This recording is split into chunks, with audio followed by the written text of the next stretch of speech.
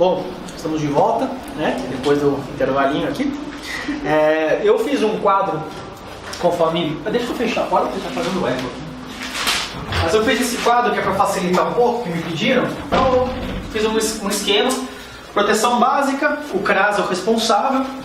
Centro de Referência e Assistência Social. Prevenção, vínculos preservados. Proteção especial é o CRES, Centro de Referência Especial e Assistência Social. A média complexidade, ela não cuida mais de prevenção, já é violação de direitos, mas com vínculos preservados. E a proteção especial de alta complexidade, ela também teve violação de direitos, e os vínculos eles foram rompidos.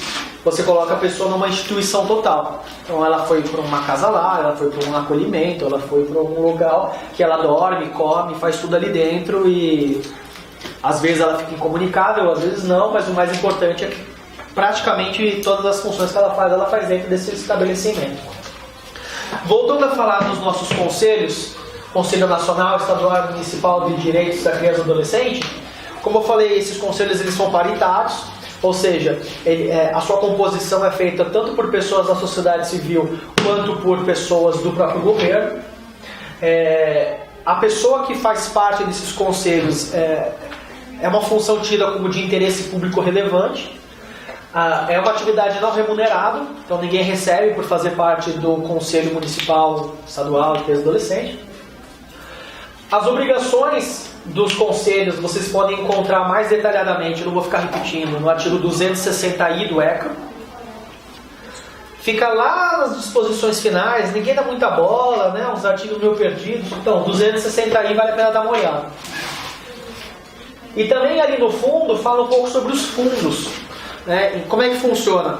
Para cada um desses conselhos existe um fundo vinculado, que é o Fundo de Proteção da Criança e do Adolescente. Então tem municipal, estadual e nacional. Esses fundos eles são utilizados para poder melhorar as situações, né? Para poder fazer novos projetos, coisa e tal. E uma das fontes de arrecadação desses fundos são as multas que são obtidas em processos judiciais. Então, se vocês forem verificar no ECA, diferentemente do processo civil tradicional, se você tem uma mastrente que é imposta, por exemplo, contra o poder público, uma demanda de escola, de creche, de saúde, essa mastrente ela não vai para a parte. Ela vai para o fundo que é gerido pelo Conselho Municipal, Estadual, Nacional, para realizar ações voltadas para a infância e juventude. Voltando aqui à parte da política de assistência social,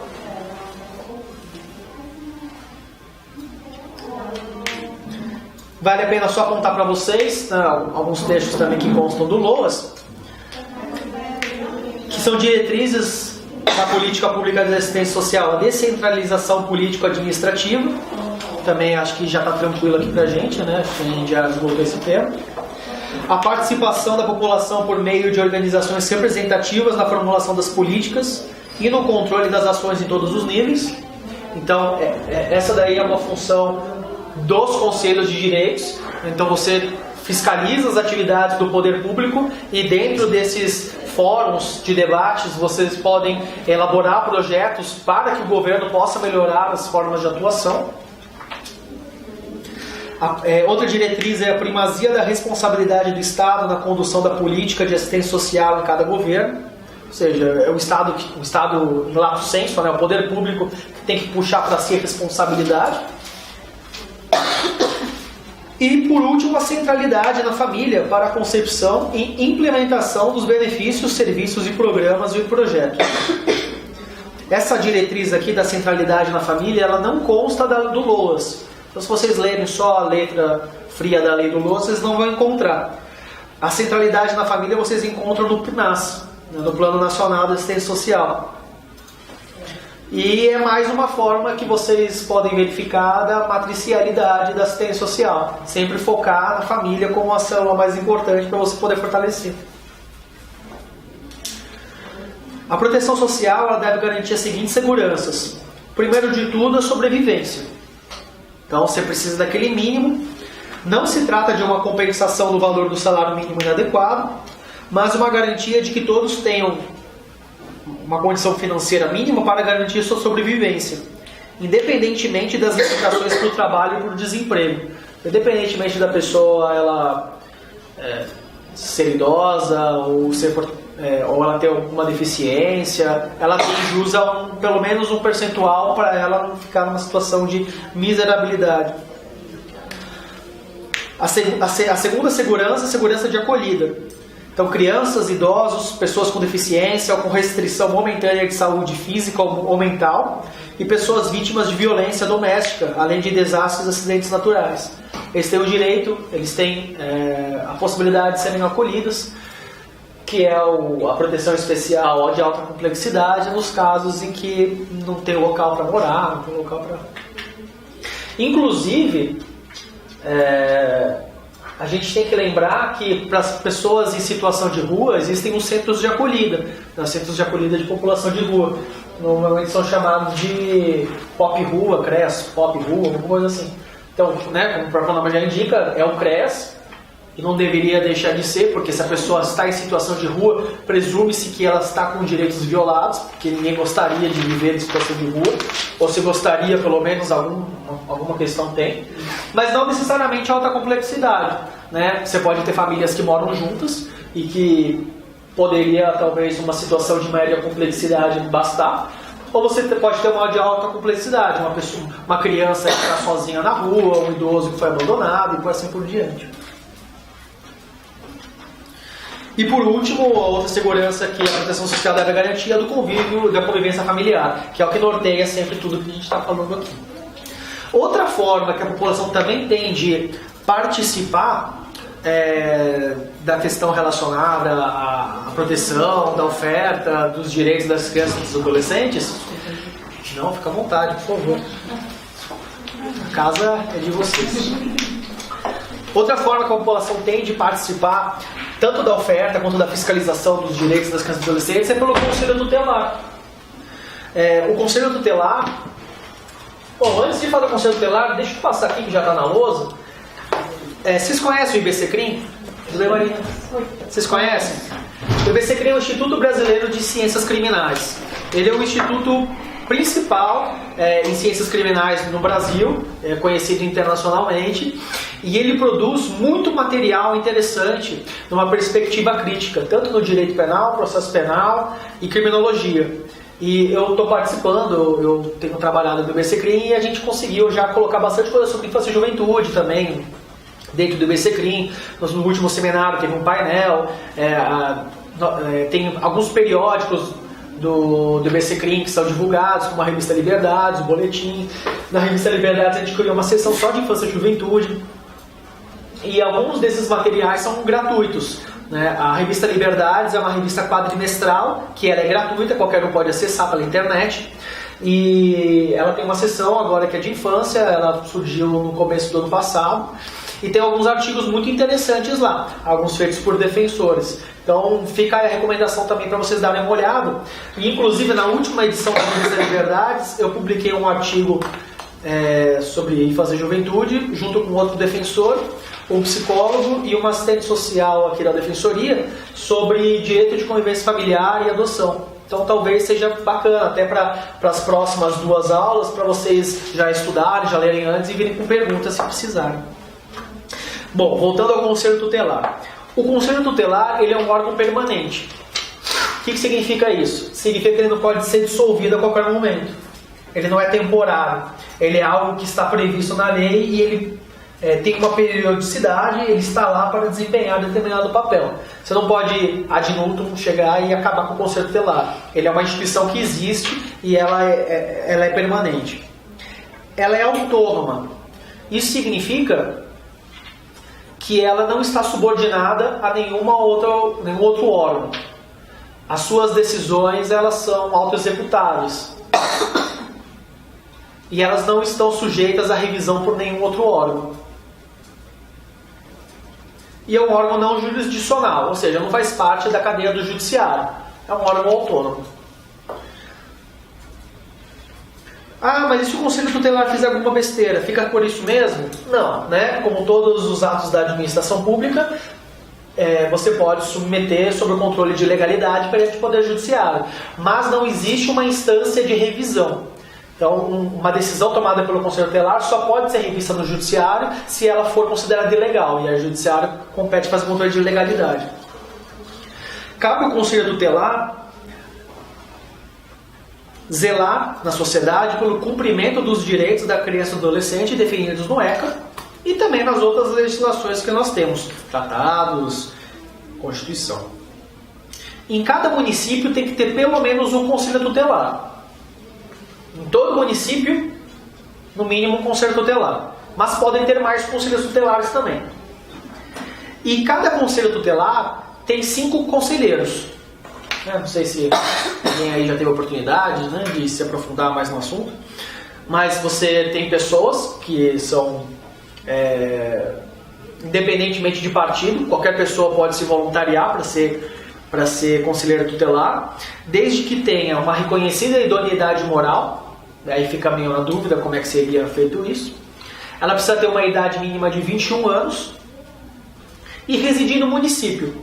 É o mínimo que se exige. Então, residir no município, ter 21 anos e reconhecida idoneidade moral. A pessoa ela se candidata,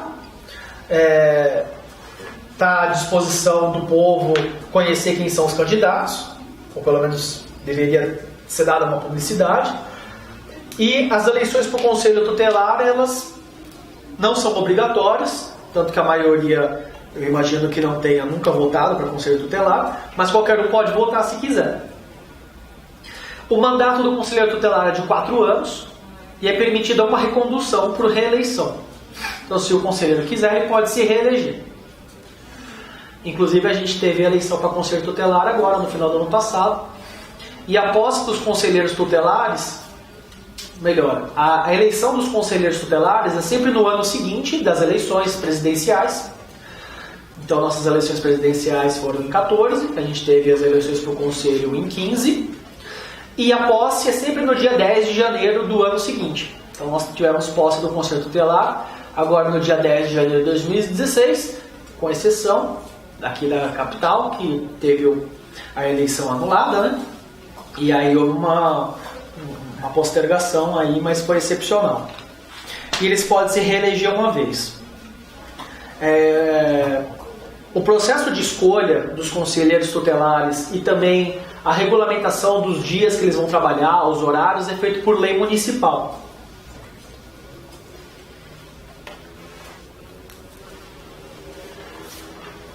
A eleição dos conselheiros tutelares, ela fica sob encargo do CMDCA. Então, é o Conselho Municipal dos Direitos da Criança e do Adolescente que organiza as eleições do Conselho. Só que, lembrando, o Conselho ele não está submetido a nenhuma outra instância, exceto o Judiciário. Então, quem é o responsável pela fiscalização? Não pode ser o Judiciário, porque se for o Judiciário, há uma quebra de imparcialidade. Então, o responsável pela fiscalização da eleição, da votação, é o Ministério Público. Então, sempre o Ministério Público está junto ali no momento com o CMDCA na eleição e também na apuração dos votos. Bom, aí tem umas questões aqui que são meio tranquilas, né? Mas sempre bom dizer. É vedado ao candidato doar, oferecer ou prometer entregar ao eleitor qualquer bem ou vantagem pessoal de qualquer natureza, inclusive brindes de pequeno valor. Todas as questões trabalhistas, como eu já falei, são reguladas por lei municipal. E tem que constar de lei orçamentária municipal a previsão de recursos necessários para o funcionamento do Conselho Tutelar. O exercício do Conselho Tutelar ele é considerado também de interesse público relevante. E ele estabelece presunção de idoneidade moral. Não são remunerados? São remunerados. E a remuneração ela é estabelecida pela lei municipal. Aqui cabe uma crítica. Na verdade, nem sei se poderia cair isso de alguma forma na prova, né? Talvez numa oral, mas quando você diz que o Conselho Tutelar ele é autônomo e você vincula a receita a uma lei municipal e a lei orçamentária municipal, você acaba atrelando um pouco ali ao município, né? Seja no legislativo, seja no executivo. Então, eu acho um pouco complicado isso, até porque você pode ter conselheiros de diferentes cidades que ganham diferentes valores. Né? Por que um vai ter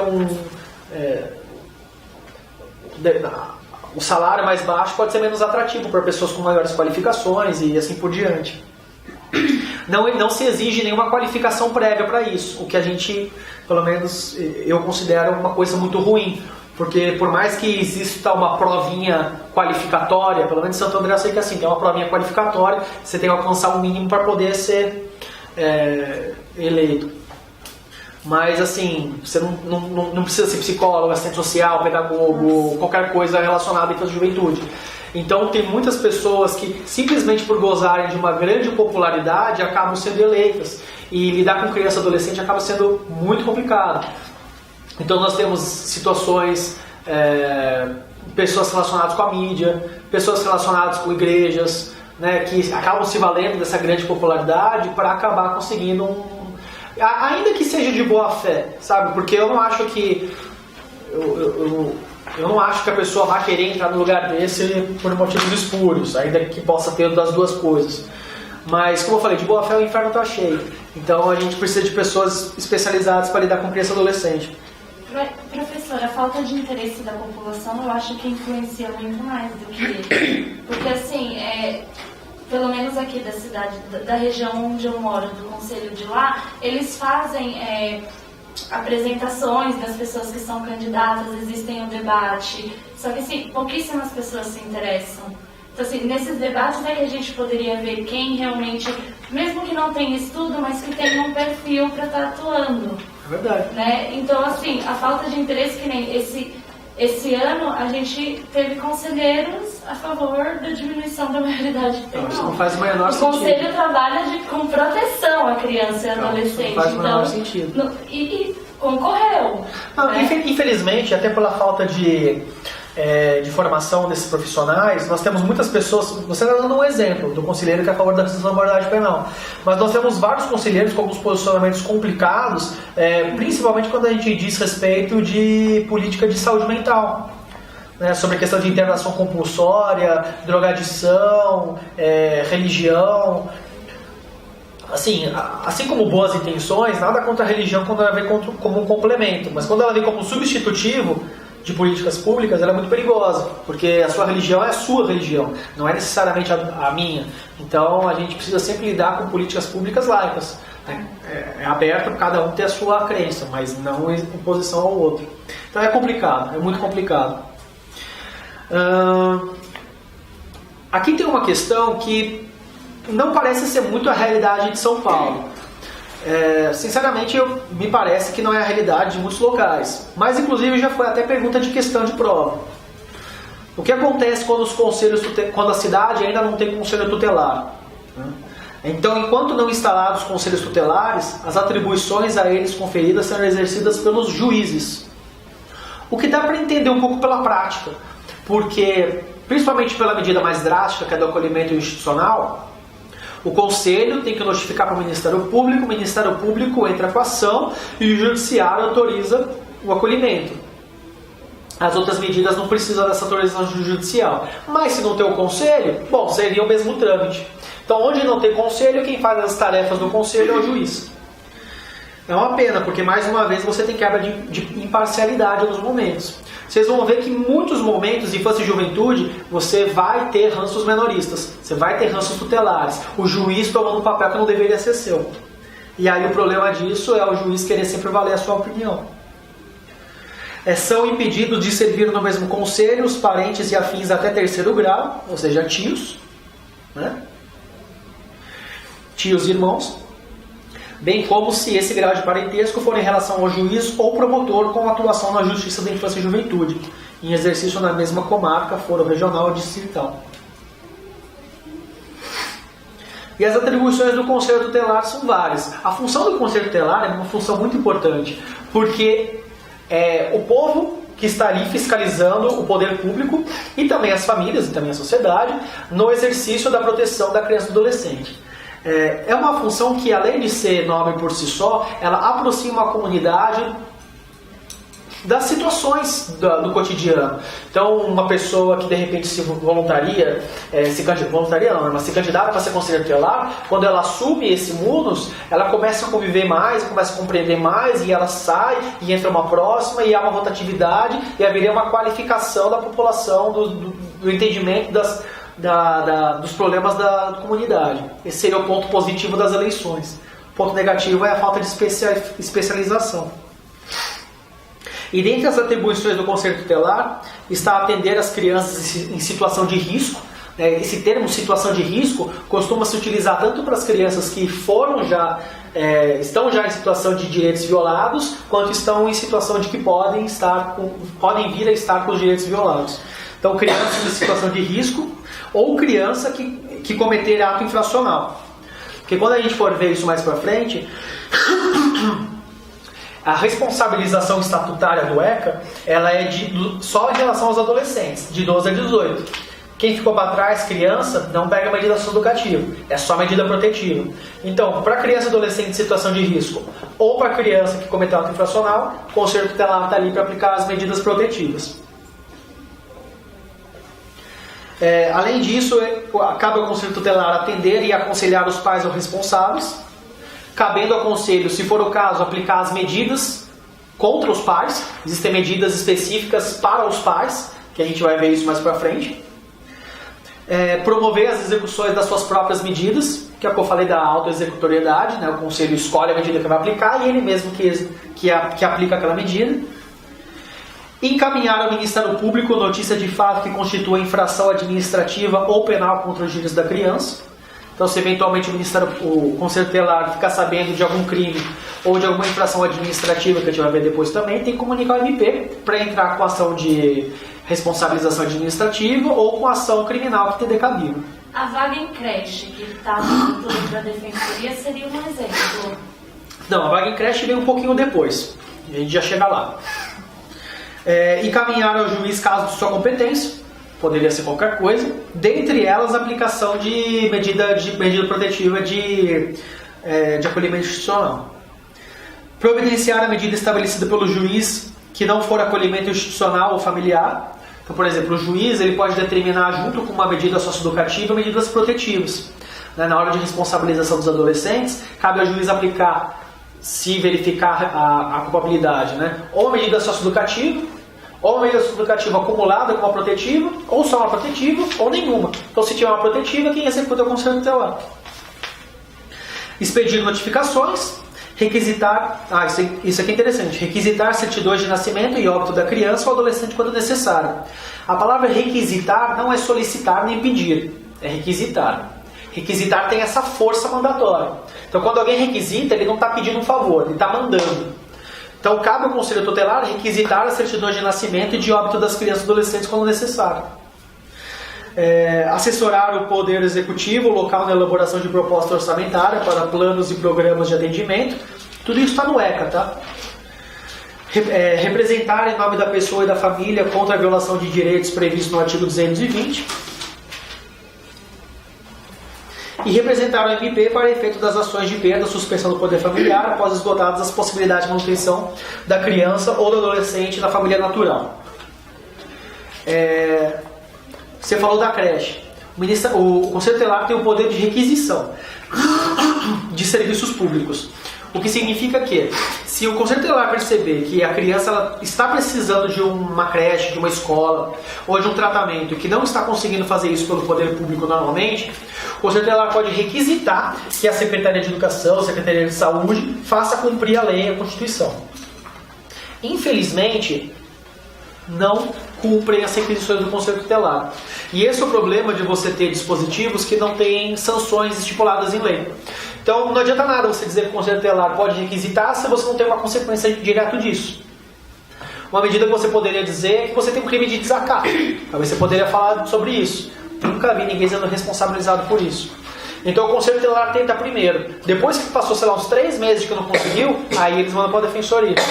E aí a gente consegue super rápido, porque ação judicial, liminar, o juiz já está acostumado em dar isso daí. O que é uma pena, porque, poxa, eu sou o único defensor de infância e juventude de Santo André que cuida sobre esse assunto. São 3 conselhos tutelares que a gente tem lá na cidade, cada um com 5 pessoas. Então 15 pessoas atendem muito melhor a população do que uma pessoa só. Capilarmente você consegue chegar em muitos lugares. Tem lugares onde a defensoria não chega. Porque às vezes vem procurar a defensoria pessoas que têm uma condição financeira suficiente para saber que a gente existe, para pagar condução para chegar até nós, para poder perder um dia de trabalho para poder chegar na defensoria. E muitas pessoas nem sabem que a defensoria existe. E essas pessoas acabam sendo preteridas na lista da creche porque a gente entra na casa de vaga em creche. Mas a gente não pode fazer nada, porque afinal das contas é um direito subjetivo. A gente precisa dar a amostra para aquela pessoa. Então, se o Conselho Tutelar conseguisse de fato fazer cumprir as suas requisições, a defensoria teria muito menos trabalho. Mas sim, é um poder que o Conselho Tutelar tem.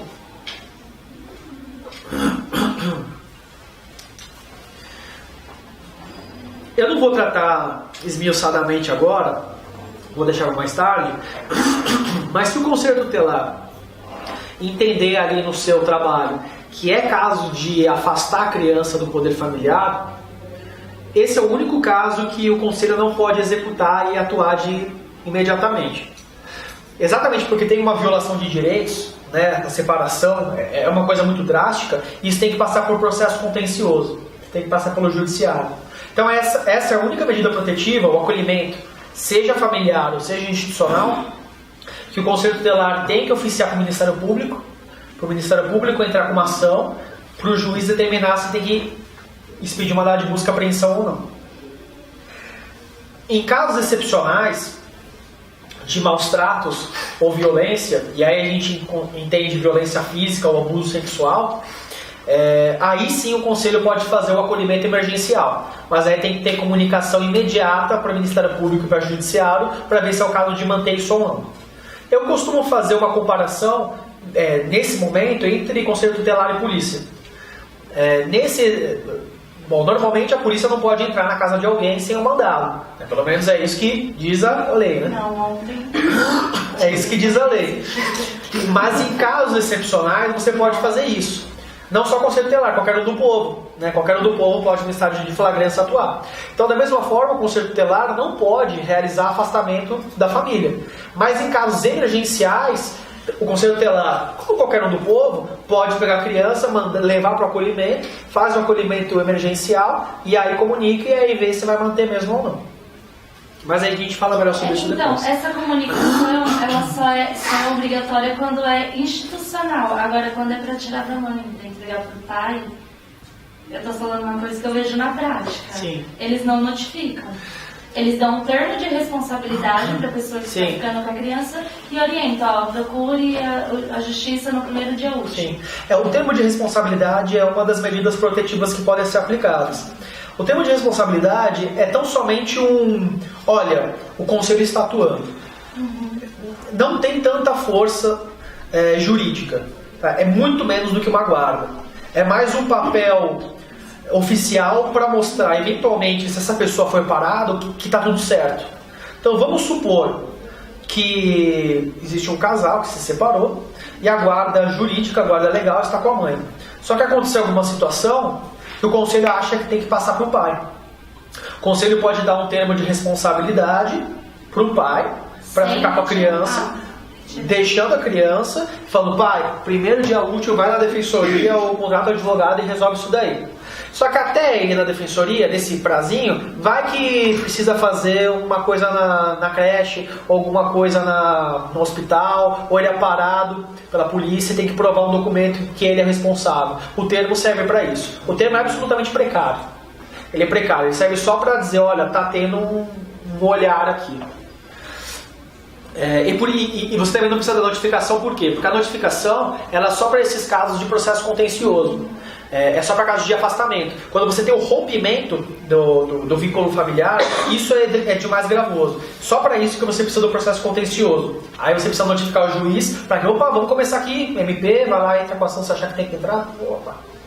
Porque senão a gente volta para aquela situação do direito de família. Na verdade, esse caso que você está me trazendo não é nem um caso de infância, é um caso de direito de família. Por quê? Porque é pai e mãe discutindo. Então você não tem uma presunção de que a criança está em situação de risco. Por quê? Porque o pai detentor do poder familiar, e a mãe, detentora do poder familiar. Ainda que um deles não tenha a guarda, isso não significa que ele deixa de ser detentor do poder familiar. Ele só não tem a guarda, que é um micro dentro do macro. Então isso daí você vai resolver, morrer ou alguma coisa assim, ou vice-versa. E o único responsável, a mãe ou o pai que está lá, o conselho acha que não tem condições.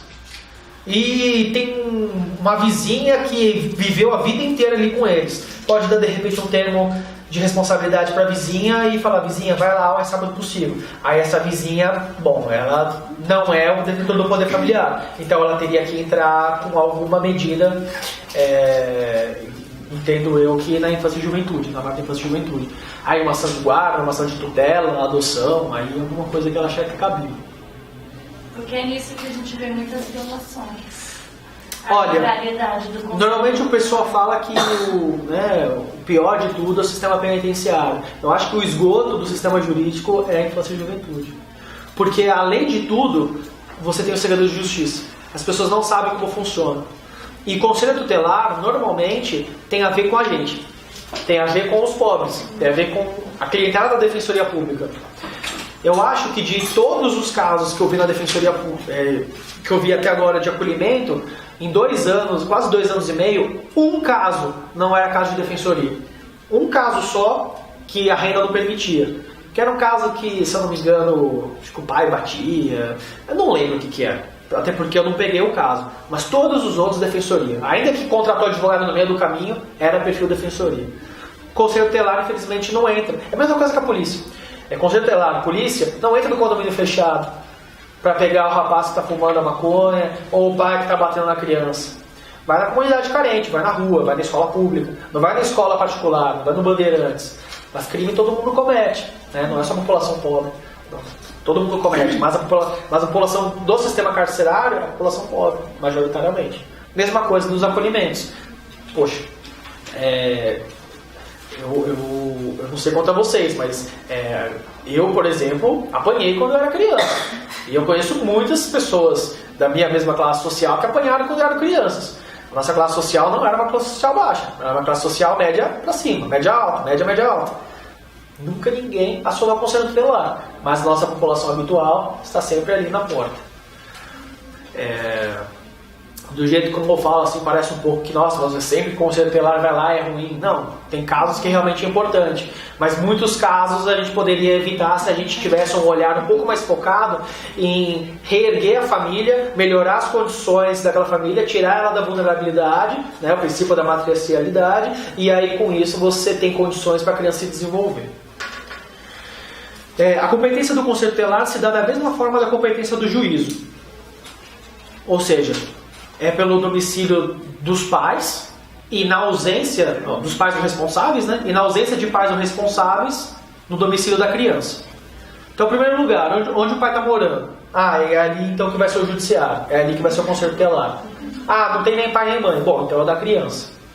Que caso a gente pode dar de exemplo? Então tem uma criança que foi acolhida, a mãe mora em Santo André. Só que a mãe no meio do caminho se mudou, foi para São Paulo. Bom, essa criança ela deveria ser então transferida para um acolhimento de São Paulo e o processo vai para lá. Mesma coisa o conselho tutelar que vai atuar ali. Outro caso, a criança, os pais são de Salvador. E aí o adolescente veio morar aqui sozinho. No meio do caminho os pais morreram. Não vai voltar para Salvador, vai continuar aqui, porque aí vai ser o domicílio da criança, do adolescente. Medidas possíveis de serem aplicadas aos pais. O conselho tutelar pode por si só já aplicar essas medidas para os pais, caso perceba que os pais estão violando direitos. Então, se o conselho perceber que o Estado está violando direitos, poder de requisição, não deu certo, procura a defensoria, procura a MP. Se a família estiver violando direitos, as medidas que podem ser aplicadas. Primeiro, encaminhamento a programa oficial comunitário de proteção à família. É o PAF e o PAEF. Né? Então, se não houve violação de direitos ainda, o PAF, CRAS, né? Prevenção, vínculos preservados. Se já teve violação de direitos, você pode mandar ali para o PAEF. Então, o serviço do PAEF, proteção especial, mede a complexidade. 2. Inclusão em programa oficial ou comunitário de auxílio, orientação e tratamento a alcoólatras e toxicômanos. Normalmente quando a gente fala sobre isso daqui, a gente está falando do CAPS. Vocês sabem o que é CAPS? Centro de Atenção Psicossocial. Na área da infância e juventude a gente fala muito de letrinhas, muita sigla, né? Sopa de letrinhas. Então aos poucos a gente vai falando aqui. Mais pra frente a gente vai falar melhor também sobre os CAPS, mas só para vocês terem uma noção mais por cima, né? Centro de Atenção Psicossocial. Nós temos o CAPS 1, 2 e 3, que são os destinados à saúde mental. 1, 2 e 3 diz referência tão apenas ao tamanho deles, ao tamanho das cidades em que eles estão localizados. Cidades grandes só tem CAPS 3, né, como São Paulo, por exemplo. Então, vou colocar aqui o Santo André também, CAPS 3. Se eu não me engano, CAPS 1 é cidades de até 100 mil habitantes, CAPS 2 é cidades de até 200 mil habitantes, CAPS 3 é para cima, mas a gente checa depois isso daí. A gente tem o CAPS AD, que é CAPS álcool e outras drogas, porque o álcool é uma droga também. E nós temos o CAPS I, que é o CAPS infantil. Então, a gente tem outra sigla também que a gente usa bastante é SAICA. SAICA é Serviço de Acolhimento Institucional de Crianças e Adolescentes. Então, para não ficar repetindo toda vez essa coisa muito grande, é SAICA. Então, eu já vou sair falando do SAICA para vocês também. Então, a gente tem o CT, Conselho Tutelar, a gente tem essas siglinhas aqui, e a gente tem outras que a gente vai falar aí no meio do caminho. Então, normalmente quando eu falo sobre... Tudo bom?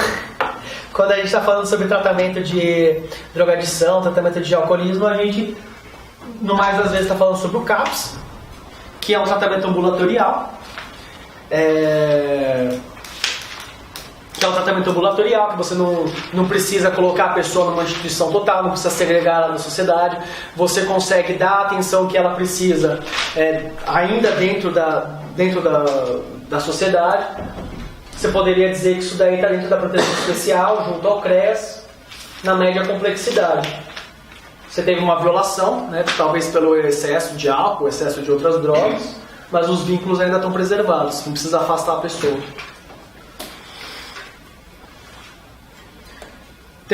Então, aí normalmente nesse encaminhamento para os pais é o CAPS 3, ou o CAPS AD. O CAPS I é para criança e adolescente, aí não seria a medida aplicada para os pais, né? Então normalmente para os pais seriam desses dois. 3. Encaminhamento ao tratamento psicológico ou psiquiátrico. Isso costuma ter no CREAS e em alguns órgãos especiais, às vezes até do próprio município você tem algum atendimento psicológico especial.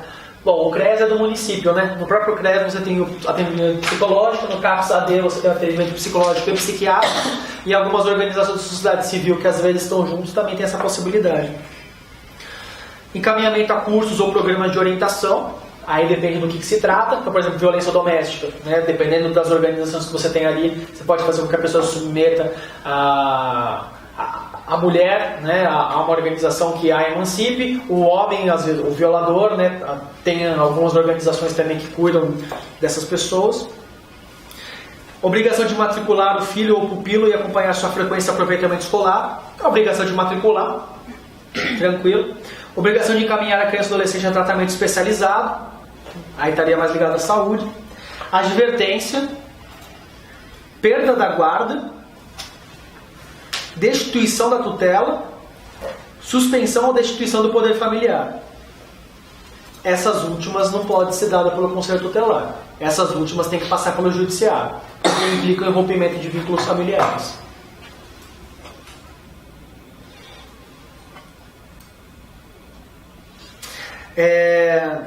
Eu vou falando em alguns momentos algumas teses institucionais, algumas súmulas do Congresso Nacional de Infância que eu acabei percebendo que tem relação com a matéria para a gente já ir falando. E nesse momento a gente tem a tese institucional da Defensoria 35 de 2008. Ela diz que deve o defensor público orientar os conselheiros tutelares a encaminhar a Defensoria para a propositura de ação de guarda de casos de crianças entregues sob responsabilidade às pessoas que não detêm o poder familiar, que é o que a gente estava conversando agora há pouco. Então, se o conselho tutelar entender que tem que entregar por termo de responsabilidade uma criança a uma pessoa que não tem o poder familiar, orientar o conselheiro a falar para essa pessoa procurar a defensoria para entrar com ação de guarda. Por quê? Porque, bom, primeiro, né, precisa regularizar a situação jurídica. Não pode alguém que não tem nenhuma relação jurídica com aquela criança ficar com ela. Tem alguma coisa errada. Qual que é a representação jurídica que está tendo?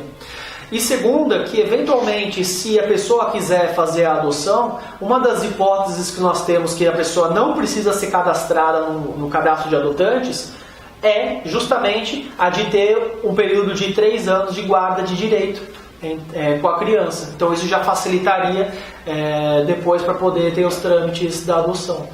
Então é para regularizar a situação e para facilitar depois. Bom, por último eu vou falar um pouco sobre o Poder Judiciário e sobre o acesso à justiça.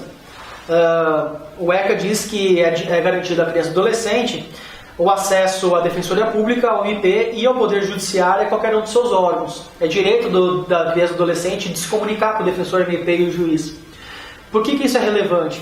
Bom, às vezes você tem um adolescente que não tem representação. Um adolescente que está brigado com os pais, ou você tem uma criança em acolhimento institucional, ou você tem um adolescente que está respondendo um processo infracional e que os pais não vieram, ele pode conversar com você imediatamente. Ele tem esse direito e de pedir por você o que ele gostaria de ser feito.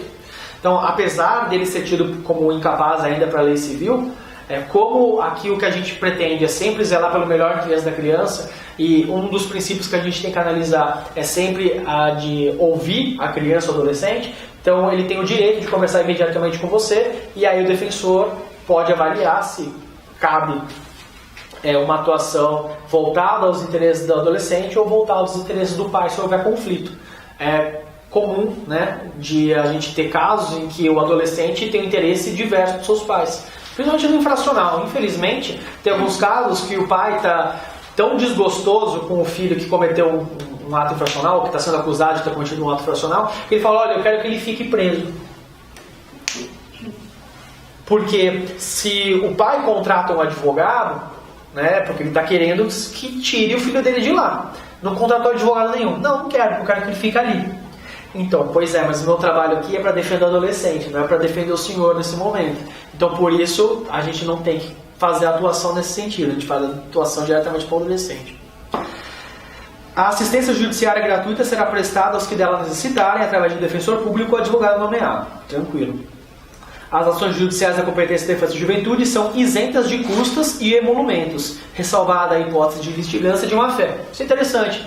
Toda a ação na infância e juventude não tem custas judiciais, não tem emolumentos. Você não paga honorários no final, você não paga as custas, você não paga nada, salvo se tiver comprovada a má-fé.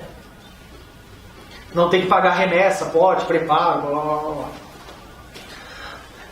O juiz dará curador especial à criança ou adolescente sempre que os interesses destes colidirem com os de seus pais ou responsável, ou quando carecer de representação ou assistência legal ainda que eventual. Aqui eu já vou fazer um parênteses, né? Eu já entro na parte de processo civil, de institucional.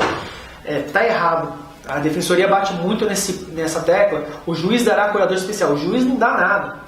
A função de curador especial é uma função prevista na Lei 80 de 94, da Defensoria, com uma função, com uma atribuição do defensor público. Então, se a curadoria especial é uma atribuição do defensor público, é o defensor público que vai lá e exerce a sua função. Não é o defensor, não é o juiz que vai lá e fala: defensor, atue como curador. Já que não há uma subordinação entre defensor e juiz, não tem como o juiz mandar o defensor fazer a sua atribuição.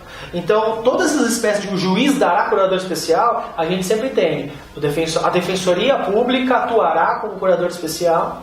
Inclusive, nas nossas peças, a gente sempre faz questão de dizer: a defensoria pública, preenchidos os requisitos, blá blá blá, passará a atuar. Então, a defensoria pública atuará como curador especial da criança ou do adolescente, sempre que os interesses da criança ou do adolescente colidirem com os de seus pais ou responsável, ou quando carecer de representação ou assistência legal, ainda que eventual. Então, caso de conflito, esse que eu falei para vocês, que o pai quer que ele fique preso, mas ele não quer ficar preso. Ou então, um outro caso que eu tenho, mãe falecida, dois adolescentes estão acolhidos, o pai não quer saber deles, está deixando lá no acolhimento. Poxa, e aí? Acolhimento no hotel, né? Como é que o acolhimento vai trabalhar com esse pai para ter reintegração familiar se nem o pai se movimenta, né? A medida que eu tomei, entrei com ação de alimentos contra ele. Não tem representação legal, porque a mãe está falecida, o pai é o réu, né? Então eu conversei com eles. Isso é muito interessante, sabe? Quando vocês forem atuar como defensor público, nunca faça nada de ofício da sua cabeça. Alguns promotores fazem isso, infelizmente. Ainda que atuem como procurador especial. Vai lá e conversa. Ainda mais se eles têm discernimento. Adolescente com certeza, criança se tiver condições, o ECA fala isso. Então vai lá no acolhimento, conversa, olha, você gostaria de fazer isso, você sabe? Assinaram, concordaram, e tem bastante alimentos pelos dois.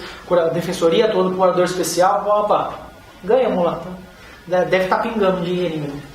Espero. Mas quem fica com o dinheiro são as crianças? Sim, é uma conta aberta em juízo para elas retirarem assim que fizerem 18 anos. Na verdade, essa ação de alimentos é muito menos para o sustento deles e muito mais para mexer no bolso do pai para ver se ele se mexe. É essa a maior intenção que a gente teve nesse caso. Ou então quando carecer de representação legal. Típico caso dos pais que sumiram ou morreram. E aí ficou lá adolescente, criança perdida. Aí não tem o que fazer. Nesse caso, a defensoria também atua. Ou mesmo que eventual. Então tem um caso também de uma menina que está lá no acolhimento de Santo André. Os pais são falecidos. Ela só tem uma tia, que está lá no Nordeste. E ela está aqui em São Paulo. E ela não quer ir para o Nordeste.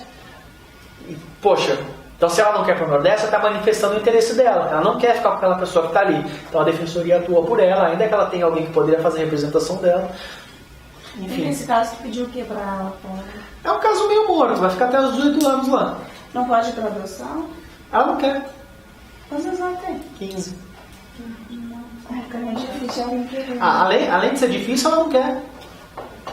Então tem alguns casos que vai ficar até o final e vocês têm que assumir isso. Vai ficar.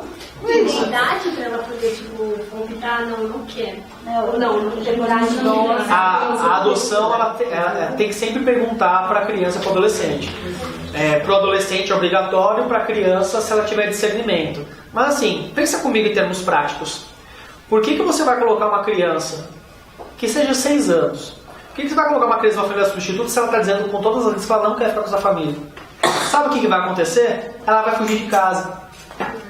Infelizmente é o que acontece. Eu conheço um caso de 3 irmãos que a mais velha não quis.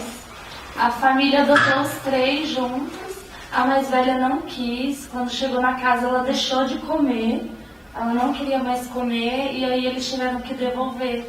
E aí nesse caso houve a separação, ela voltou pro abrigo, aí eles iam tentar novas adoções, mas os 2 irmãos mais novos foram adotados. Ficou com a família. E dividiu irmãos, né? O ECA também proíbe isso. Proíbe, mas acontece muito. Mas não deveria, e é por isso que nós estamos estudando aqui para que isso não aconteça. Pelo menos não como regra, né? Porque às vezes as próprias Nesse crianças... caso, então, de acordo com o ECA, os 3 deveriam voltar. Aí é um caso específico, aí tem que analisar caso a caso. Tem que ver o melhor interesse das crianças. Os outros queriam ficar. Tem que ver o caso a caso. Não dá pra dizer de cima pra baixo como tem que ser feito. Mas tem que olhar o melhor interesse da criança, que não pode ser o seu melhor interesse. Pergunta pra ela. Vamos ver aqui mais.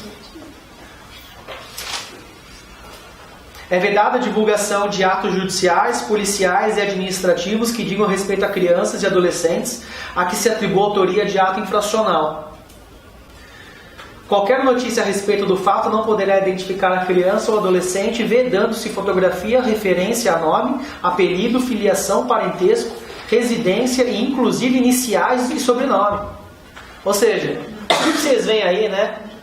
Menor MDI, né? Não pode por sigla. Não pode por foto com um negocinho, não pode por nada. Agora eles colocam um nome fictício.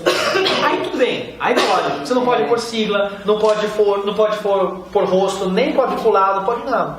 Mas por que tem um monte? Porque é mais um dispositivo que não tem uma sanção. Não tem uma sanção. Então beleza, então vamos lá. O jornal tal colocou a sigla. O que você pode pedir? Você pode pedir que tire.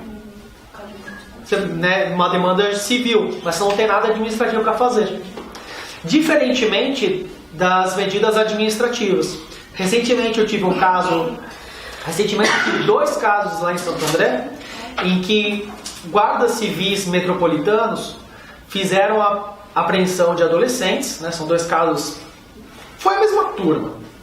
Fizeram a apreensão de adolescentes E o que eles fizeram? Eles tinham uma página no Facebook onde eles ficavam expondo os presos, né, se vangloriando do que acontecia.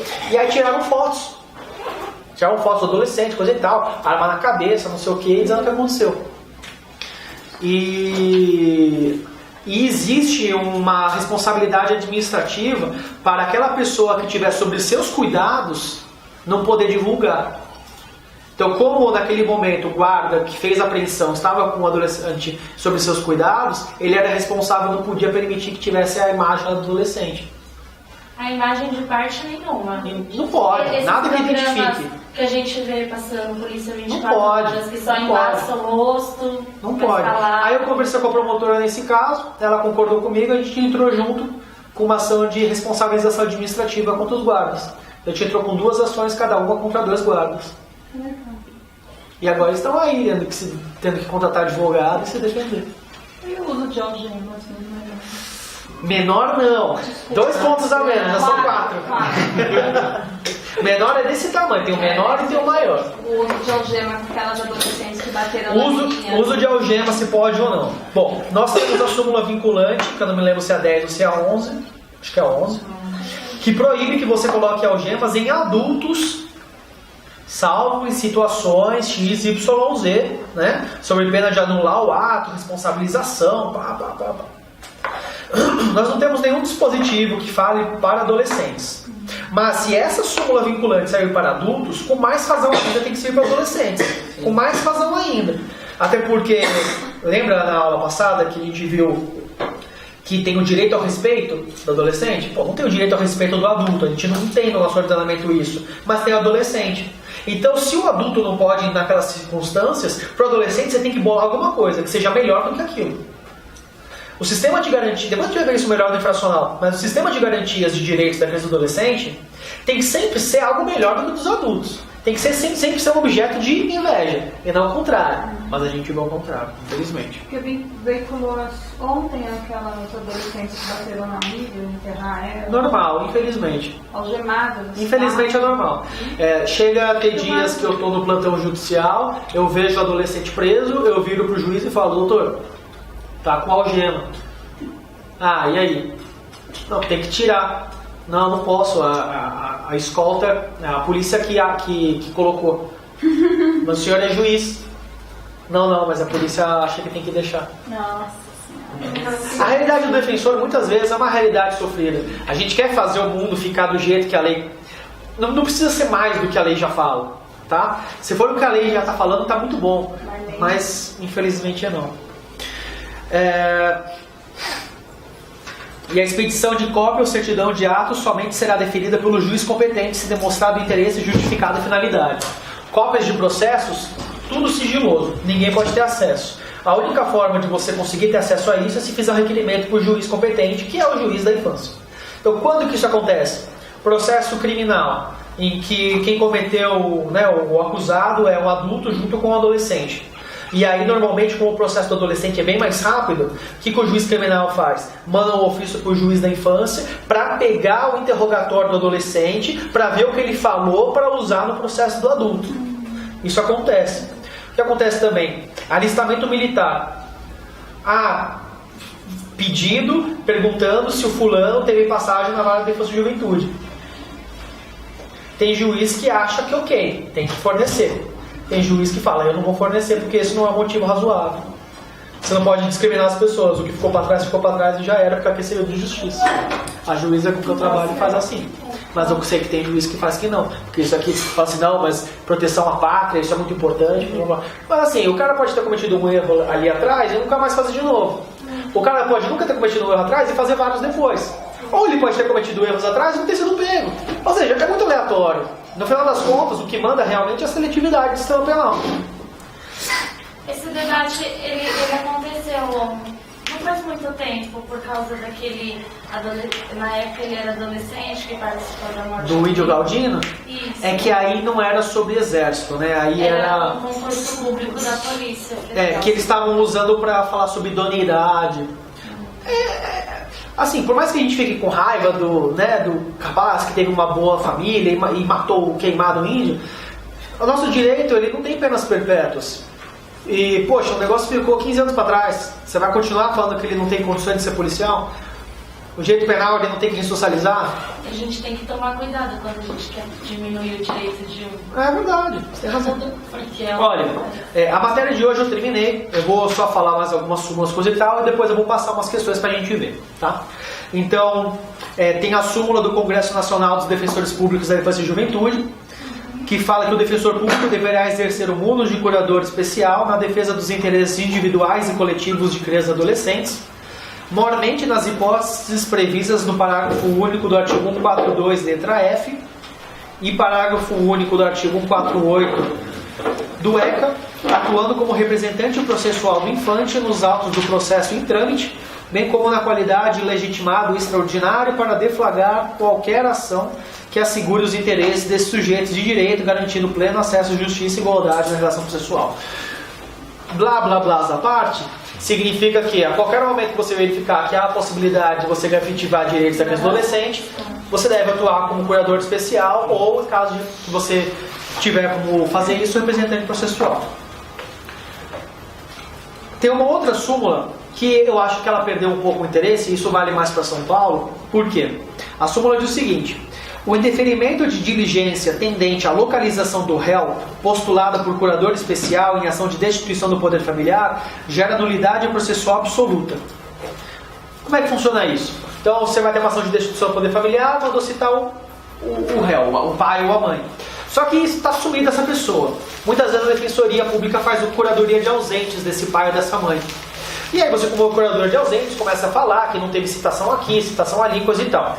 E aqui está dizendo que se o juiz se negar a fazer essas diligências, o processo é nulo. Ocorre que tem uma normativa feita pela Corregedoria Geral da Defensoria Pública, junto com as Corregedorias Gerais do MP e da Magistratura. Ó, gente, depois a gente vai ali. Então, foi feito um acordo entre as Corregedorias da Defensoria, do MP e da Magistratura, do TJ de São Paulo. É um termo de cooperação institucional para fins do artigo 3º do provimento 36 do CNJ. Anota aí, vale a pena dar uma olhada. Não caiu em nenhuma prova, mas como ele é novo, talvez caia na próxima. Termo de cooperação institucional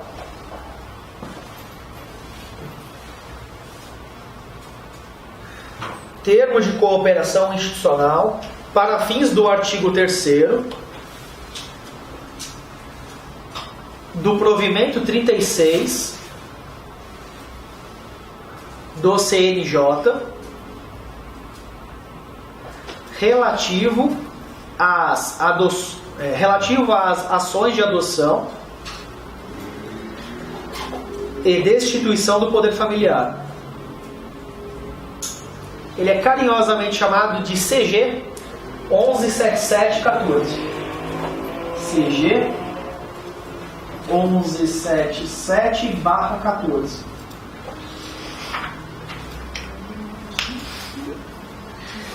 E nesse comunicado geral, aí vocês olham ali, mas nesse comunicado geral diz o seguinte: consideram-se suficientes as pesquisas de endereço por meio do Infojude, Bacenjude, Ciel-TRE, Folha de Antecedentes Criminais, Serasa e SPC, para viabilizar ou convalidar a citação por edital, nos termos do ECA, caso infrutíferas as diligências, sendo que a pesquisa de outros bancos de dados de órgãos públicos ou privados, ex officio ou por requerimento, depende das peculiaridades do caso em concreto, mediante decisão judicial fundamentada, fixando-se prazo razoável para a conclusão das diligências. Ou seja,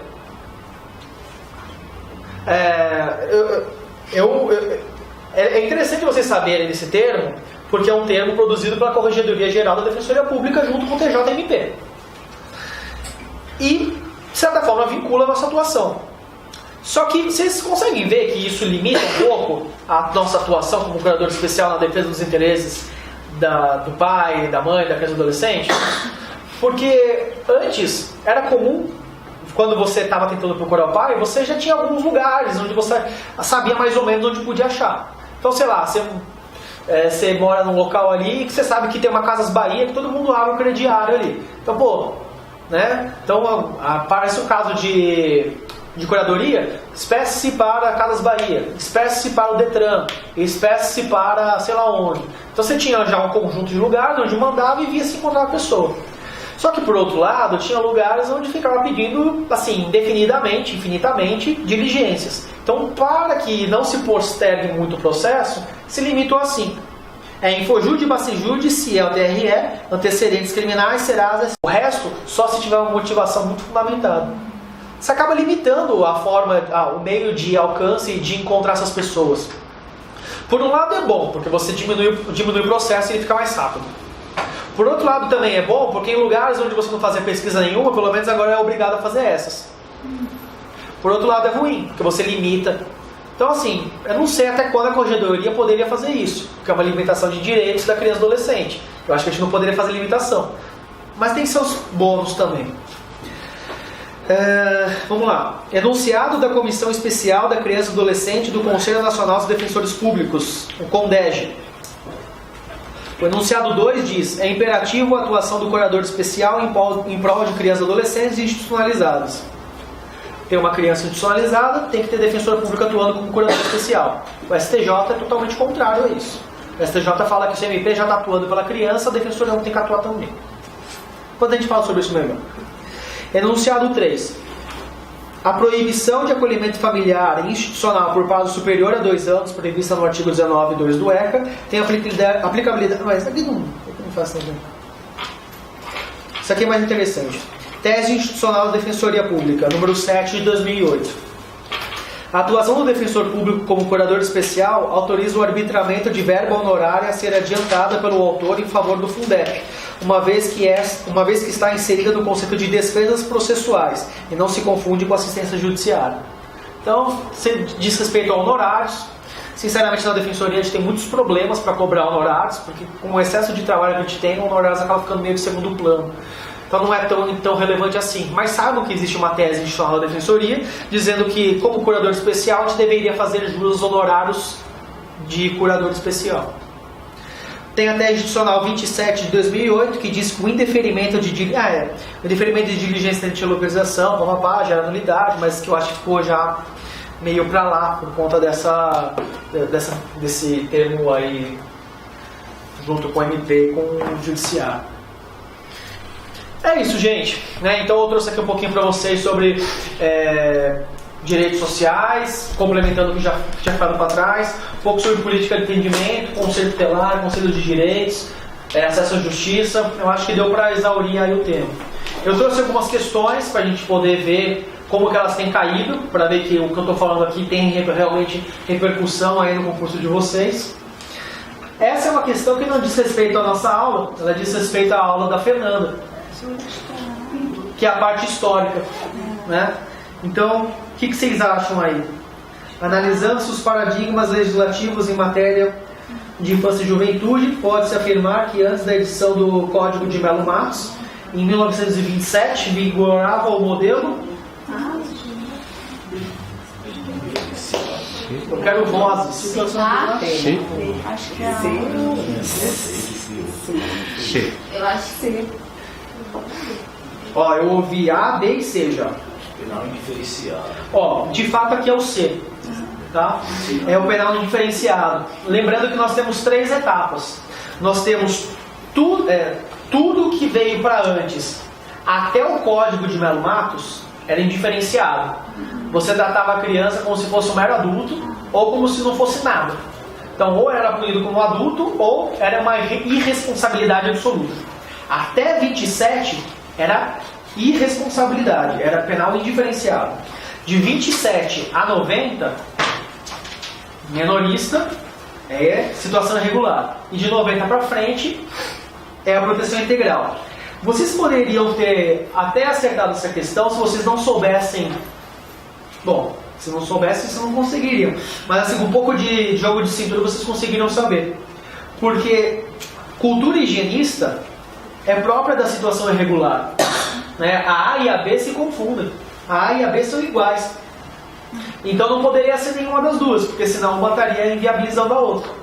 É a etapa penal indiferenciada.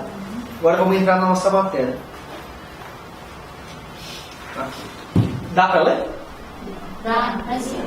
Ó, em audiência instalada junto ao Fórum Especial da Infância e Juventude nessa capital, o magistrado competente tomou conhecimento de que o adolescente que cumpria a medida socioeducativa em meio aberto estava sendo ameaçado de morte por traficantes de sua região. Então, ele estava lá com o PDLA, o PSC, né, Liberdade Assistida, Prestação de Serviço de Comunidade, foi ameaçado de morte.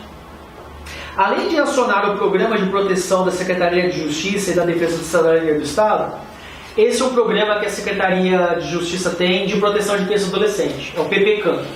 Tá? Tem decreto estadual, tem decreto federal, talvez seja legal chegar em casa, procurar PPCAM, descobrir como funciona. Bom, além de acionar o PPCAM, o doutor magistrado expediu o ofício à Secretaria de Assistência e Desenvolvimento Social do município, determinando a realização de análise territorial sobre a capacidade protetiva da família, no sentido de conhecer a realidade local e a oferta de serviços capazes de atender a demanda, tomando por base a lei, o LOAS, e suas alterações. A diligência encaminhada à Secretaria de Assistência incide sobre seu objetivo legal de Proteção social. O que vocês acham aí?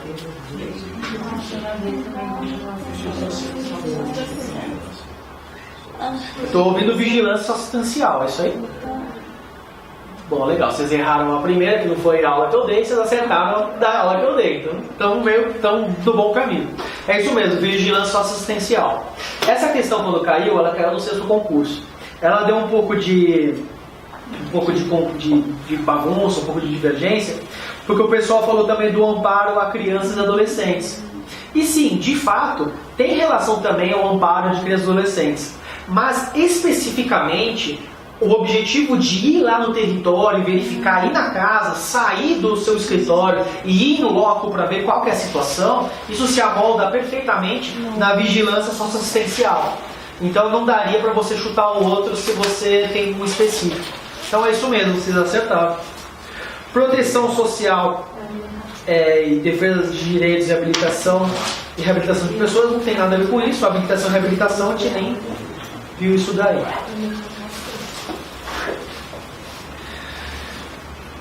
A próxima. Tá pegando aí a câmera? Tá ficando bom aí pro pessoal de casa? Nossa, tá pequeno, né? Então eu vou lendo, mas vamos lá. No caso de crianças e adolescentes com perda ou fragilidade de vínculos de afetividade e sociabilidade, ou que tenham optado por alternativas diferenciadas de sobrevivência que possam representar risco pessoal e social, dentre outros casos, a Lei do LOAS, que organiza a assistência social, e a Resolução 145 de 2004, que institui a Política Nacional de Assistência Social, esse é o PNAS, previram serviços socioassistenciais. Esses serviços, na referência da... Então a gente está falando sobre assistência social, tá? Você vai pegar a Lei do LOAS, você vai pegar a Política Nacional de Assistência Social, são muito grandes, principalmente o PNAS. É meio loucura você ler o PNAS inteiro para poder entender o que está acontecendo. Seria muito legal se vocês fizessem, mas, enfim. De qualquer forma, ninguém vai saber na ponta da língua. Mas é interessante saber as diretrizes que eu passei para vocês, porque com elas a gente já consegue acertar essas questões. Por cima é o mais importante. Então vamos lá, vamos tentar ver as questões. Então, esse serviço de referência, na referência da substitutividade, visam forçar que o Estado exerça o papel da família. Já veja aí um erro, né? Na verdade, o papel é fortalecer a família, utilizando-se de instrumentos de acolhimento institucional ou contenção da criança e do adolescente. Não. B. Vigilância social. Visam compensar o valor inadequado do salário mínimo. Não, já falei isso para vocês também, que não tem nada a ver. Percebido por adolescentes a partir dos 16 anos de idade, tá viajando a batatinha. Excluindo as situações de desemprego. C. Defesa social. Visam definir situações de necessária reclusão e de perda das relações com encaminhamento de criança e adolescente à apartação social. Contrário, né? Aqui a gente vai atuar para tentar juntar. Proteção social. Opa, esse nome é? Visam garantir a segurança da sobrevivência, de acolhida e de convívio ou vivência familiar. Parece legal. Vamos ver a última. Proteção individual. Não lembro disso. Visam inserir a criança e adolescente em programa de proteção à vítima de ameaça ou violência. Não, isso aí é Secretaria de Justiça. Não tem nada a ver. É a D.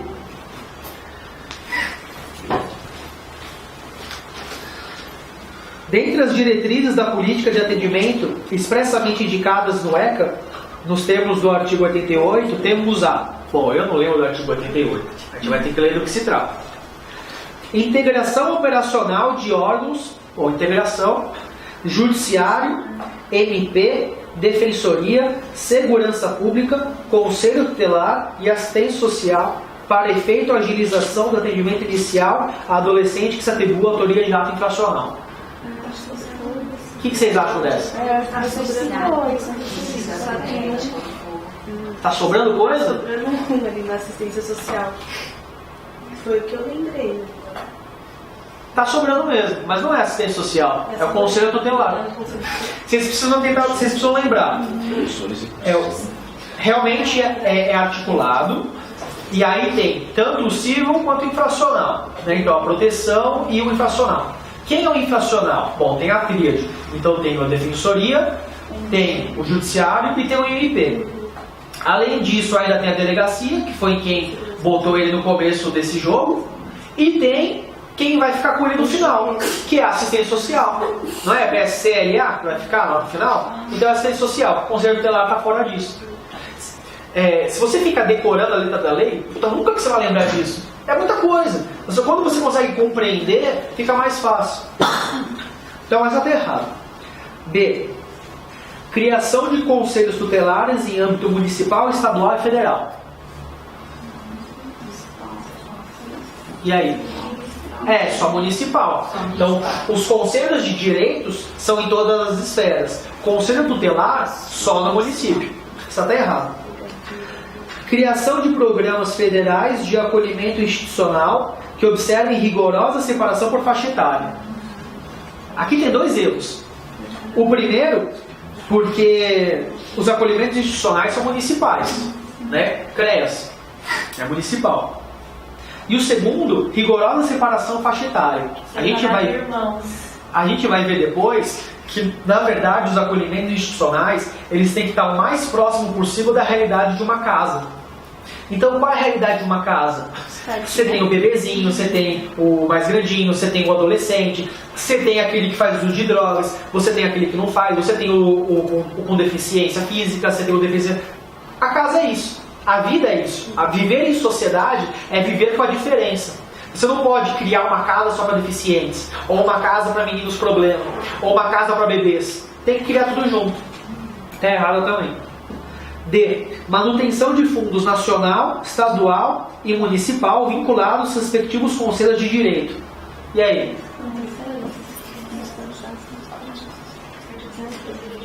É ou não é? Eu acho que tem a ver com o que foi falado. Por que você acha que não? Por causa da manutenção nacional. Não sei. Eu falo vinculados aos respectivos conselhos. Manutenção do Fundo Nacional.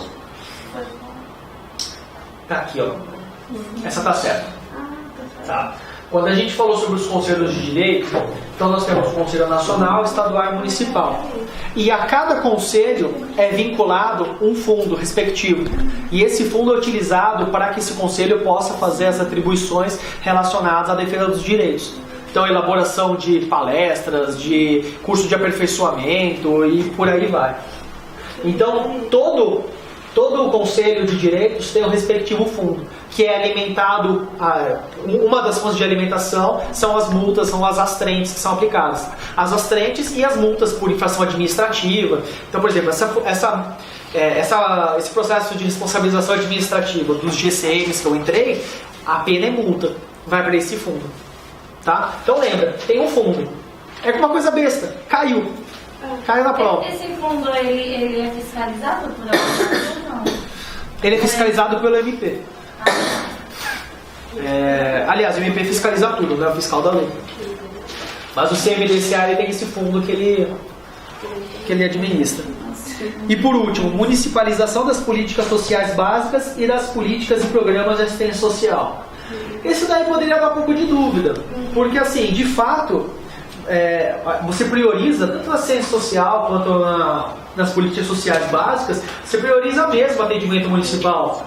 Mas a minha interpretação do porquê essa questão está errada é porque as políticas sociais básicas elas não estão restritas à municipalização.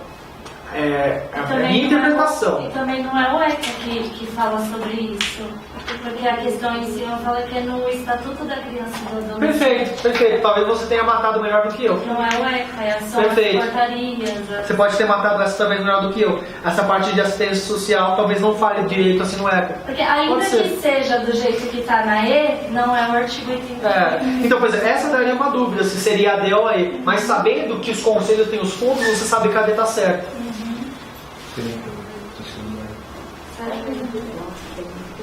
Vamos lá, próximo. As medidas socioeducativas de prestação de serviço à comunidade e liberdade assistida, PSC e LA, dentro da atual política nacional, vocês, né?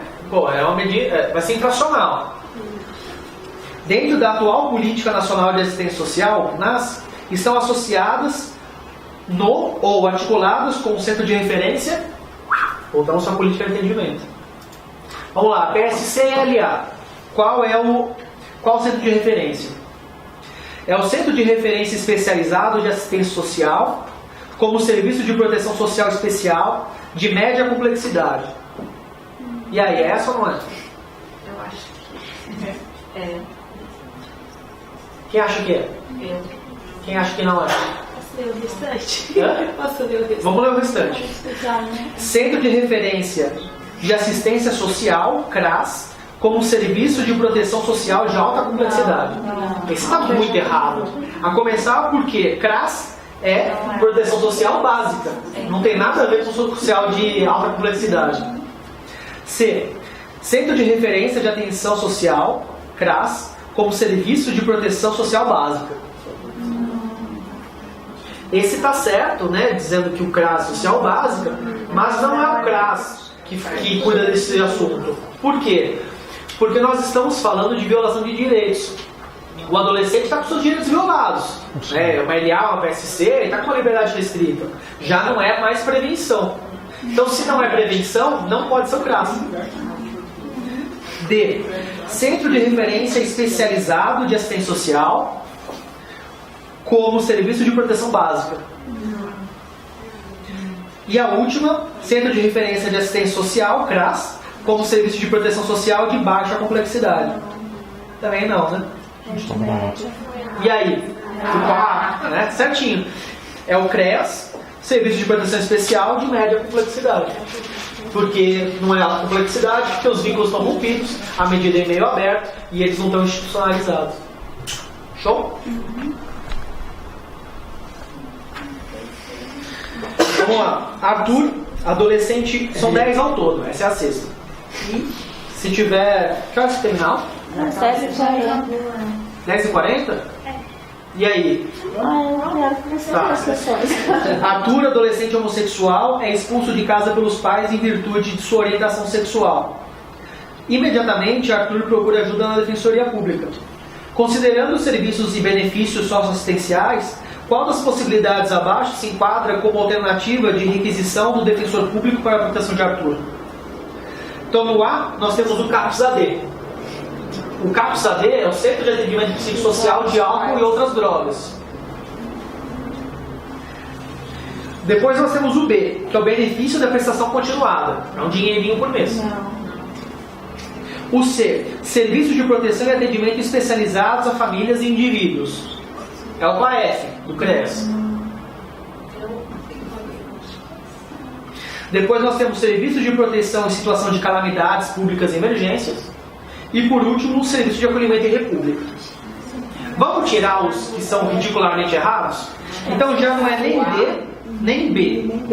Não é isso? Nem A, é C e D. A, B e D não pode ser. Então tá entre C e E. Tá. Eu acho que é O que é República? Vocês lembram quando a gente quando conversou? você sai da casa de De acolhimento e fica lá. Isso, você sai do SAICA, você não tem pra onde ir e você vai ficar ali um tempinho antes de ser jogado na rua. Exatamente. Então, isso é república. Eu entendo que seja realmente o C. E o gabarito também deu isso. Por quê? Porque é um serviço que o Estado dá para você tentar compor ali os pais com o seu filho, né, dentro de uma situação que já teve violação de direitos. Porque o filho foi expulso de casa. Então, se o filho foi expulso de casa, tá certo. Violação de direitos. Talvez, se o filho não tivesse sido expulso de casa, permitiria uma dupla interpretação. Mas ainda assim, eu entenderia que teria violações de direitos por conta da discriminação. Vamos lá, tem mais 4. 3. Essa daqui é uma diferente, né? Essa daqui é da prova do Distrito Federal. Então até agora a gente viu questões da Defensoria de São Paulo e do Paraná. Paraná e São Paulo são muito parecidas. Essa é da CESP, essa é do Distrito Federal. Então essa é certo ou se é errado, né? Então o ECA estabelece a criação de conselhos municipais, estaduais e nacional dos direitos da criança e do adolescente, órgãos executores das ações da política de atendimento da criança e do adolescente em todos os níveis, sendo assegurado nesses conselhos a participação popular paritária por meio de organizações representativas, segundo o disposto em leis municipais, estaduais e federais. Certo ou errado?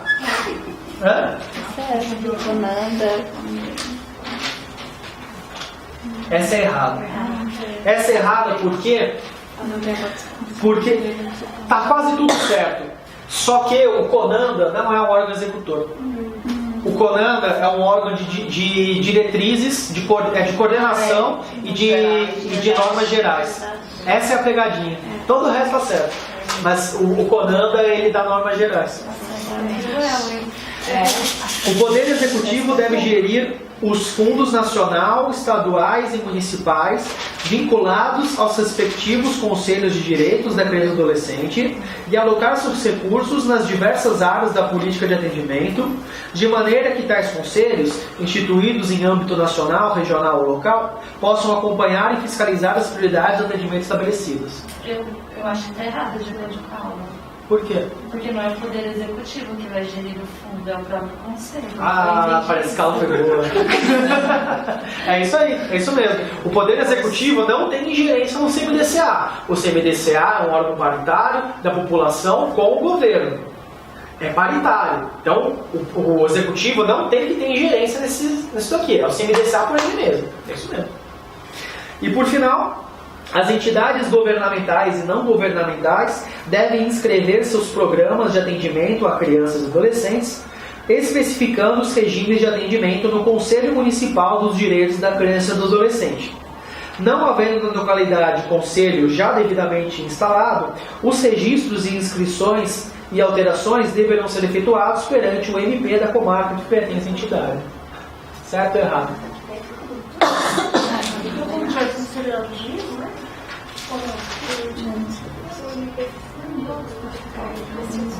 Eu tinha esquecido de falar para vocês, mas o começo aí tá certo mesmo.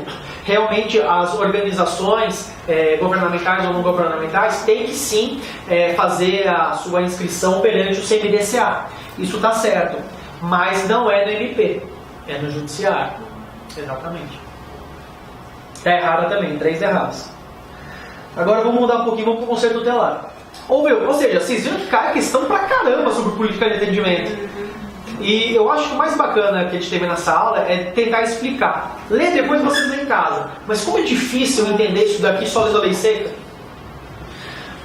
No tocante ao conselho tutelar, o Estatuto da Criança e do Adolescente estabelece: A. Poderão ser candidatos a conselheiros pessoas maiores de 18 anos. 21. B. Suas decisões poderão ser revistas através de interposição de recurso. Muito bom. Deverá o Conselho Tutelar receber comunicação dos dirigentes de estabelecimento de ensino fundamental quanto aos casos de maus tratos de alunos, reiteração de faltas justificadas e evasão escolar, bem como nos casos de elevado nível de repetência.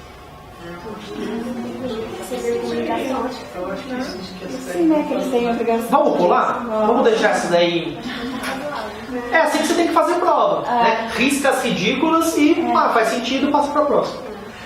D. Compete ao Conselho Tutelar editar portaria que autoriza a participação de criança ou adolescente. Não, né? Isso aí como a gente já viu na aula passada, reserva de jurisdição. Só juiz pode fazer isso e ainda é bem esquisito.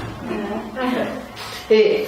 Deverá o Conselho Tutelar emitir a guia de acolhimento nos casos de retirada da criança ou adolescente do convívio familiar, apontando os motivos da medida.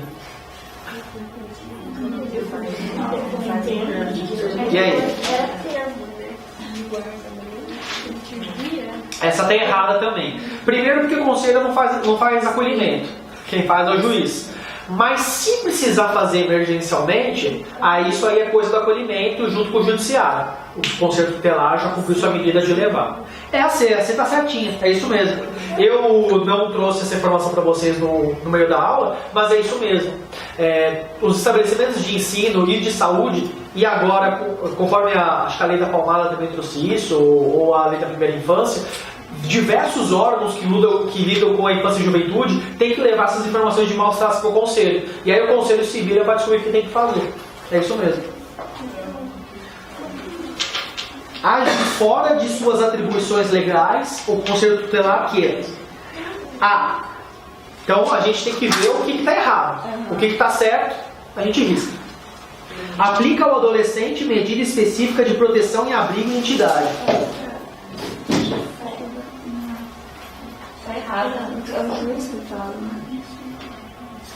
B. Entrega a criança a seu responsável mediante termo de guarda provisória. Não é guarda provisória, é termo de responsabilidade, não sei. Se a gente pode levar em conta. C. Fiscaliza a entidade que executa o programa e regime de internação. O Conselho Tutelar pode fiscalizar a Fundação Casa? Não. Não sei. Pode sim. Pode. A gente vai ver melhor isso quando a gente for ver as entidades de atendimento. Mas o Conselho Tutelar e o Ministério Público podem fiscalizar qualquer coisa que diz respeito à criança e adolescente. Então uma das atividades do Conselho Tutelar é fazer fiscalização, essa está certa. D. Aplica a medida de advertência a pais ou responsáveis. Está certo. E. Aplica a medida à criança autora de ato infracional grave. Não. Essa questão ela é muito safada, porque ela pega as exceções das exceções. Vamos lá. Aplica a medida à criança autora de ato infracional grave. Tá certo. Você tá aplicando Aplica a medida protetiva. É verdade. Lembra que eu falei para vocês que uma vez que constatada a autoria, o juiz pode aplicar a medida socioeducativa, cumulada com protetiva, ou só com a protetiva, ou nada. E aí, se for só protetiva, quem executa é o Conselho Tutelar. Então tá certa essa. Mas é pegadinha. É que medida vem Tá falando negativa. Olha só a B. A B você tá certa. Tá errado. O Conselho Tutelar, ele pode dar termo de responsabilidade. Guarda provisória, só juiz. Guarda juiz. E a que a gente pensou que estava errada é a mesma coisa. Medida específica, a gente já foi logo na medida. Exatamente. Pode aplicar a medida específica de proteção em abrigo e entidade? Pode, em casos excepcionais. Essa questão é assim, para acabar.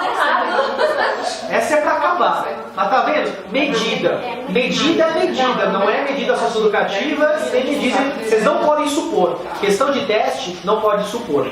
E a última. O Estatuto da Criança. Para acabar, hein? Vamos lá. O ECA inaugura a doutrina da proteção integral e estimula um novo modelo de gestão pública através de órgãos não previstos na legislação menorista. A alternativa que relaciona corretamente as características dos conselhos de direito e do Conselho Tutelar essa é legal. Então vamos lá. Vamos ver primeiro o Conselho de Direitos.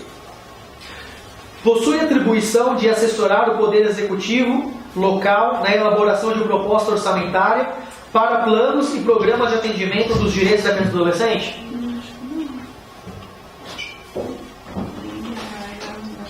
O CBDCA pode ajudar o Executivo na elaboração de propostas orçamentárias para atender direitos da criança e do adolescente? Pode. É uma das funções do CMDCA. Ajudar na construção de políticas públicas, inclusive na elaboração de propostas orçamentárias. B. A função de membro do conselho é considerada de interesse público relevante e não remunerado. Conselho tutelar. Não, a gente está falando do Conselho de Direitos. Vamos lá, Conselho de Direitos. Não é conselho tutelar. Não. Não é remunerado. Não? Não é. Conselho de Direitos é remunerado ou não é? Não. Tá certo. Então a B também tá certa ao começo. Vamos para C. O Conselho de Direitos registra as entidades governamentais de acolhimento institucional de crianças e adolescentes? Registra. É o que eu falei para vocês, as ações governamentais e não governamentais têm que ser registradas nos Conselhos de Direitos. Então todas elas estão corretas por enquanto. D. Em sua composição é assegurada a participação popular paritária por meio de organizações representativas. Parece certo também. E. Fiscaliza o processo para a escolha dos membros de conselho tutelar.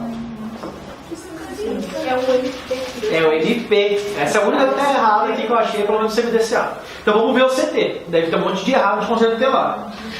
Lei municipal disporá sobre o local, dia e horário do seu funcionamento. Tá certo. A deve estar correta. Vamos ver o resto. Possui as funções deliberativa e de controle do sistema municipal de atendimento socioeducativo.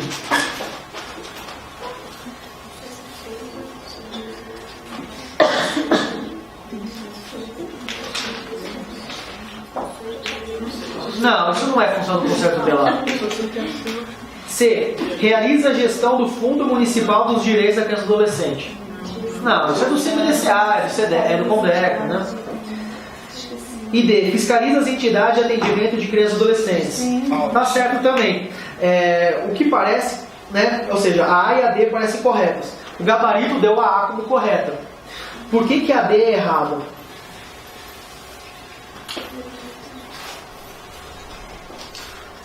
Eu não me lembro agora direitinho, depois eu posso checar para vocês, mas eu acho que é porque não precisa ser por organizações representativas. Sim. Depois eu vou checar. A sociedade civil ela não se restringe só. Depois eu vou checar isso para vocês, mas se eu não me engano é esse trechinho aí da D que está errado. Tá? Gente, é isso.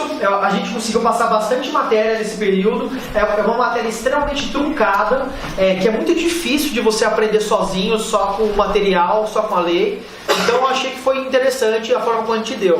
Vocês veem que despenca esses assuntos, né? Às vezes você fala, não, mas o importante é saber dos direitos, é saber do infracional, é saber do acolhimento. Não, cai um monte de política de atendimento. Até porque uma das funções principais do defensor é atuar extrajudicialmente. É fiscalizar o poder público. É ver como está sendo gasto o dinheiro, como é que está indo, para onde está indo, por que você não tem um serviço tal, por que o serviço tal é ineficiente, e aí, se for o caso, judicializar. Então, assim, só com o que a gente viu hoje, a gente consegue, acho que umas duas questões. Conselho tutelar caiu uma, política de atendimento cai outra, CMDCA de vez em quando com o conselho tutelar, né? Então aqui você ganharam umas duas questões. Tá bom? Qualquer dúvida, estou à disposição de vocês, e é isso aí. Até mais.